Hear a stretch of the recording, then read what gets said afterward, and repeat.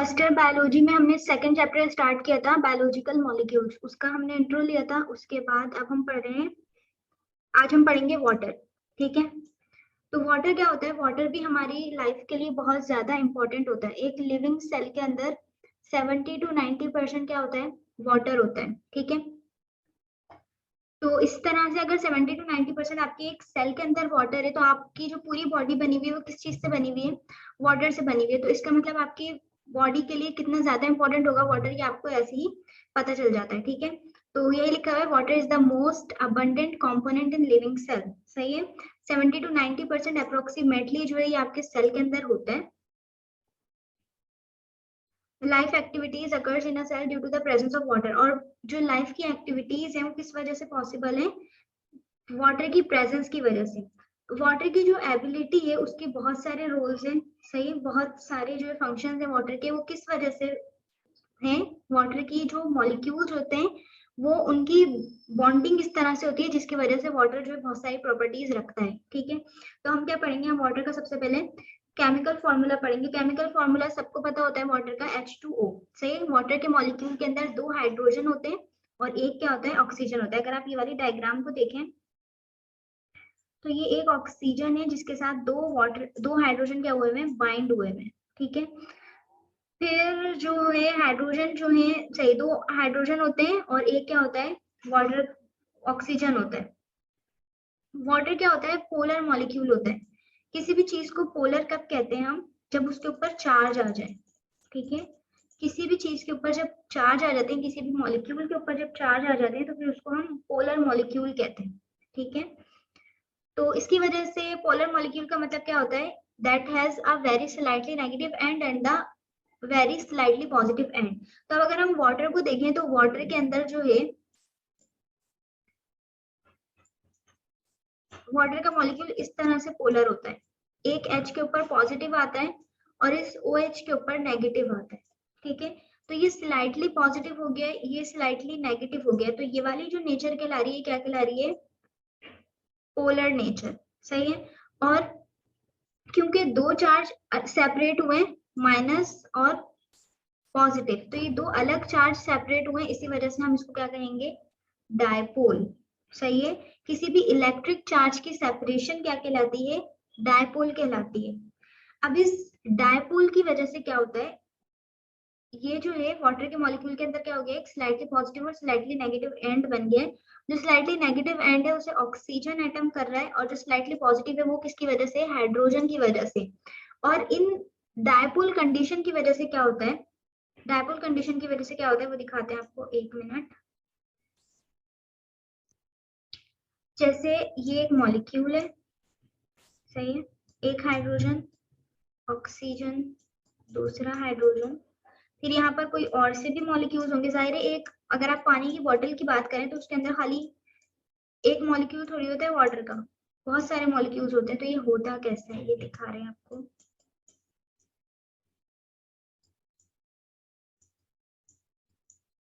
सही, अब ये क्या होगा? ये बहुत सारे मॉलिक्यूल्स है आपस में, ये एक मॉलिक्यूल है, ये दूसरा मॉलिक्यूल है, ये तीसरा मॉलिक्यूल है।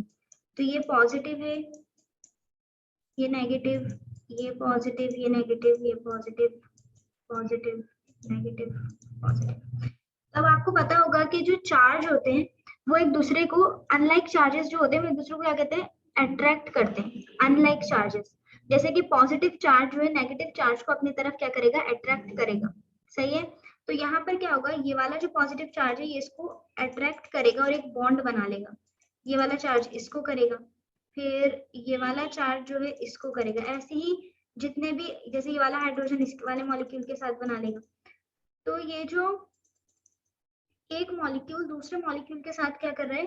बाइंड हो रहा है, इस वजह से हो रहा है, इस पोलर नेचर की वजह से हो रहा है।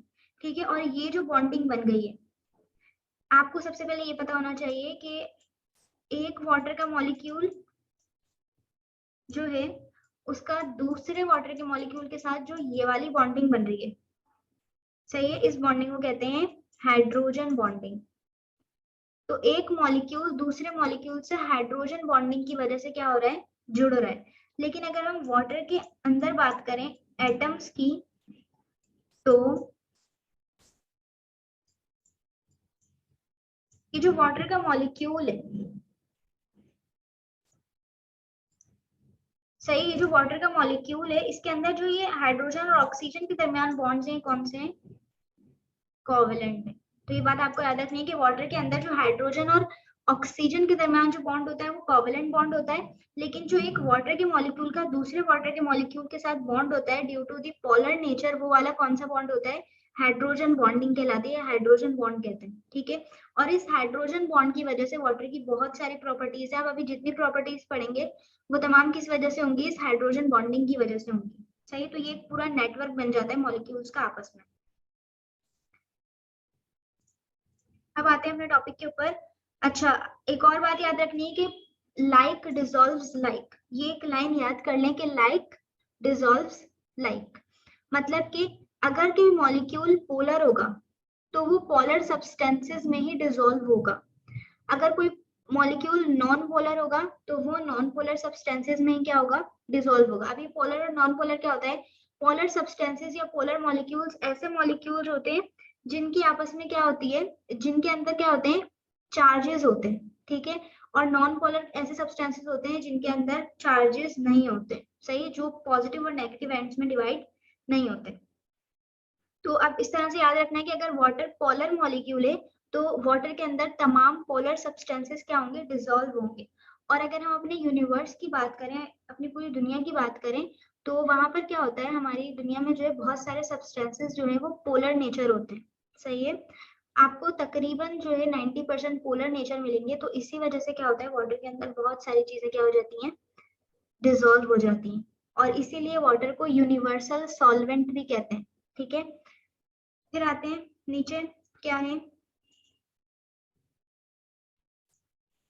ये लिखा हुआ है कि one of the most property important property of this charge separation is tendency of water molecule to form hydrogen bond, कि ये जो डायपोल नेचर बन गई है, जो चार्ज की सेपरेशन हो गई है, इसकी वजह से क्या होता है? हाइड्रोजन बॉन्ड्स फॉर्म हो जाते हैं। आपको ये जो दिख रहे हैं ना, ये डॉट डॉट, ये हाइड्रोजन बॉन्ड्स हैं, ठीक है।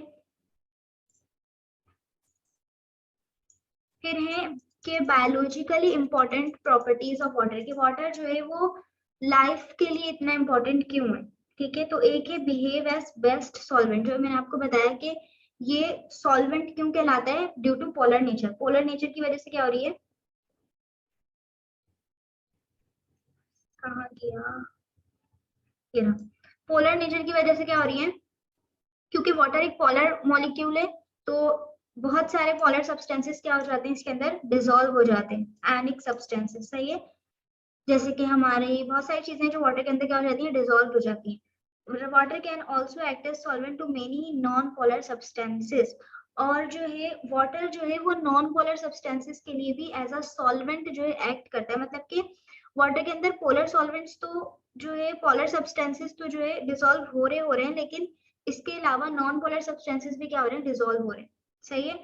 और वाटर जो है सेल के अंदर जितने भी रिएक्शंस हो रहे होते हैं उसके अंदर पार्ट लेता है, सही है।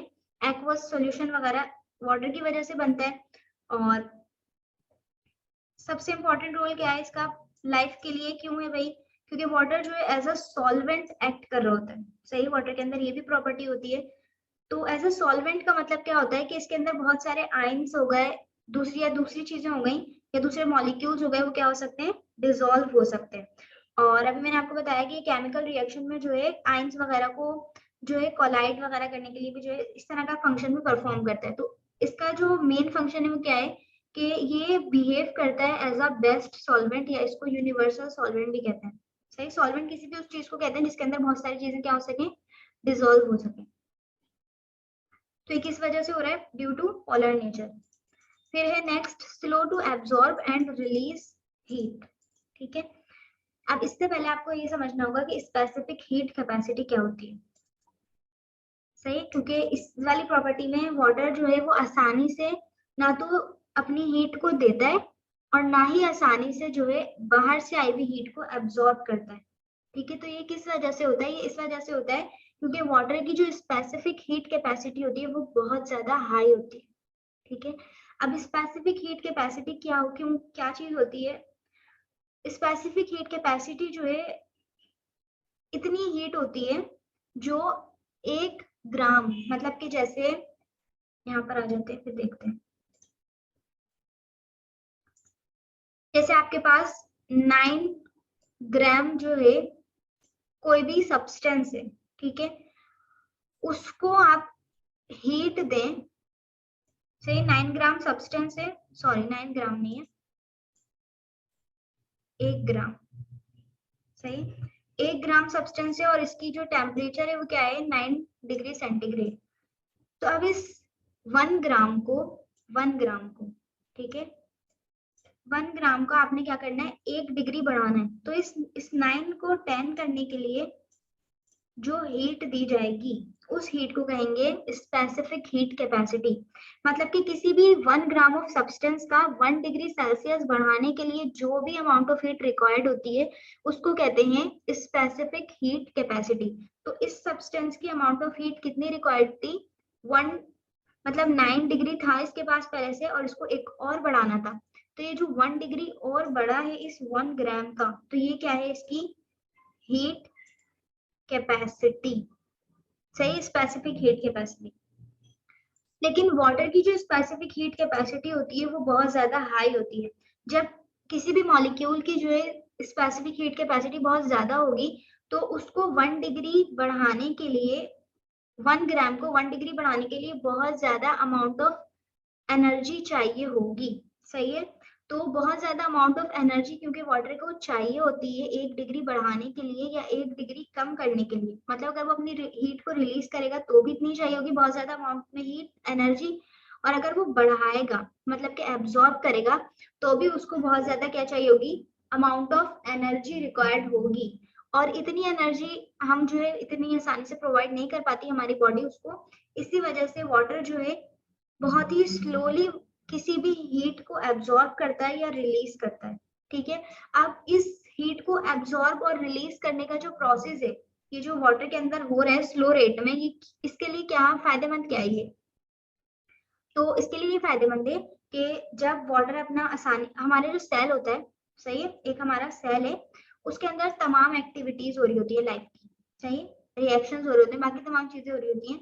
तो इसके अंदर वाटर कितने परसेंट होता है 70 to 90%, सही है। अगर जो है ये जो वाटर इस सेल के अंदर मौजूद है ये अपने जो टेम्परेचर है बहुत ज्यादा हीट क्या कर ले एब्जॉर्ब कर ले, हीट एब्जॉर्ब करने से क्या होगा टेम्परेचर इंक्रीज हो जाएगा। और अगर यही काम तमाम सेल करेंगे तो आपकी बॉडी का टेम्परेचर बहुत ज्यादा इंक्रीज हो जाएगा। और जब भी टेम्परेचर इंक्रीज होता है या डिक्रीज होता है तो जो आपके रिएक्शंस हो रहे होते हैं ना वो स्पेसिफिक हीट पे हो रहे होते हैं, स्पेसिफिक टेम्परेचर पे हो रहे होते हैं, तो फिर वो नहीं हो पाते। जब वो नहीं हो पाते तो आपकी बॉडी में बहुत सारी क्या आती है प्रॉब्लम्स आती हैं, सही है। इसी वजह से क्या होता है कि ये जो वाटर की वाली जो प्रॉपर्टी है तो ये इस तरह से हमारे लिए अच्छी है या इस तरह से हमारे लिए बेनिफिशियल है कि वाटर जो है आसानी से स्पेसिफिक हाई स्पेसिफिक हीट की वजह से आसानी से ना तो अपना टेम्परेचर बढ़ाता है और ना ही कम करता है, जिसकी वजह से लाइफ की जो एक्टिविटीज हैं वो नॉर्मल और कांस्टेंट रेट में होती रहती हैं, ठीक है। अगर टेम्परेचर कम भी होता है तो भी जो है हमारा जो वाटर होता है वो जमना शुरू हो जाता है, सही है, फ्रीजिंग होना शुरू हो जाता है। तो इसी वजह से क्या होता है फिर भी हमारी जो फंक्शन हो रहे होते हैं वो सही तरह से नहीं होते। तो स्पेसिफिक हाई स्पेसिफिक हीट की वजह से जो है तमाम रिएक्शंस किस पे रहते हैं कांस्टेंट रेट पे रहते हैं। ये एक और प्रॉपर्टी हो गई। फिर है हाई हीट ऑफ वेपराइजेशन।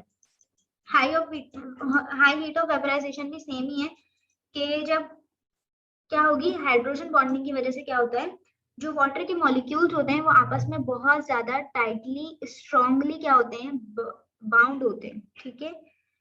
तो हाइड्रोजन बॉन्डिंग की वजह से बहुत ज्यादा स्ट्रॉन्ग बॉन्डिंग है, वाटर के मॉलिक्यूल एक दूसरे को नहीं छोड़े हुए, ठीक है। जब बहुत ज्यादा मजबूती से दो मॉलिक्यूल्स एक दूसरे को पकड़े हुए होंगे या वाटर के तमाम मॉलिक्यूल्स एक दूसरे को पकड़े हुए होंगे तो उनको अलग करने के लिए बहुत ज्यादा अमाउंट ऑफ हीट रिक्वायर्ड होगी, ठीक है। आपको ये बात हमेशा याद रखनी है कि जब भी आप किसी भी मॉलिक्यूल को तोड़ते हैं, ठीक है, दो हिस्सों में तोड़ते हैं तो आपको हीट देनी पड़ती है, सही, जितनी स्ट्रॉन्ग बॉन्डिंग होगी उतनी ज्यादा हीट देनी पड़ेगी। तो वाटर की जो बॉन्डिंग होती है हाइड्रोजन बॉन्डिंग एक मॉलिक्यूल की दूसरे मॉलिक्यूल के साथ वो बहुत ज्यादा क्या होती है स्ट्रॉन्ग होती है, जिसकी वजह से बहुत ज्यादा अमाउंट ऑफ हीट क्या होती है रिक्वायर्ड होती है। और अगर बहुत ज्यादा अमाउंट ऑफ हीट देंगे तब जाके वाटर के मॉलिक्यूल्स क्या होंगे अलग होंगे और फिर किसमें चेंज होंगे वेपर में। तो यही कह रहे हैं कि वाटर की जो है हाई हीट ऑफ वेपराइजेशन होती है। इसकी वजह से क्या होता है water needs to lose a lot of energy to form ice. Due to this reason the content of cell are unlikely to freeze. और इस वजह से क्या होता है कि वाटर के मॉलिक्यूल को बहुत ज्यादा एनर्जी लूज करनी पड़ती है, लॉस करनी पड़ती है अपने मॉलिक्यूल को किस फॉर्म में करने के लिए, गैसियस फॉर्म में करने के लिए, या तो फिर जो है आइस की फॉर्म में करने के लिए भी उसको बहुत ज्यादा एनर्जी क्या होती है, रिक्वायर्ड होती है। तो इसी वजह से जो है वाटर अपनी कांस्टेंट हालत में रहता है और हमारे सेल के अंदर तमाम जो एक्टिविटीज होती है वो कांस्टेंट रेट पर होती रहती हैं। दोनों चीजों का एक ही मकसद है। ऊपर वाला पॉइंट और नीचे वाला पॉइंट सेम है, सही। वो हाई स्पेसिफिक हीट थी, यहाँ पे हाई हीट ऑफ वेपराइजेशन है, दोनों चीजें सेम है। फिर है fourth property, an amphoteric molecule. Amphoteric किसी भी चीज को कब कहते हैं कि जब वो मॉलिक्यूल किसकी तरह रिएक्ट करे या एक्ट करे, एसिड और बेस की तरह दोनों, सही है। कोई भी जो मॉलिक्यूल होता है वो या तो एसिड की तरह बिहेव करता है या तो फिर बेस की तरह बिहेव करता है।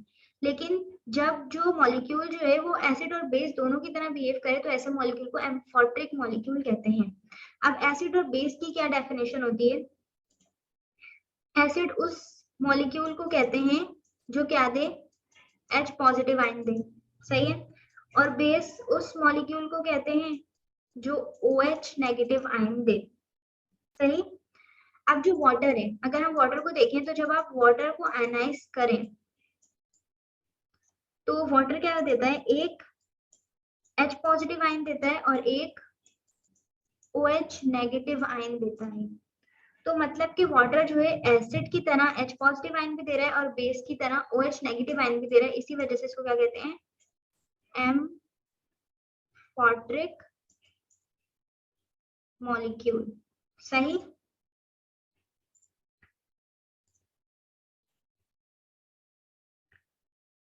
तो अब इस एम्फोट्रिक मॉलिक्यूल की वजह से वाटर का क्या काम है, सही है।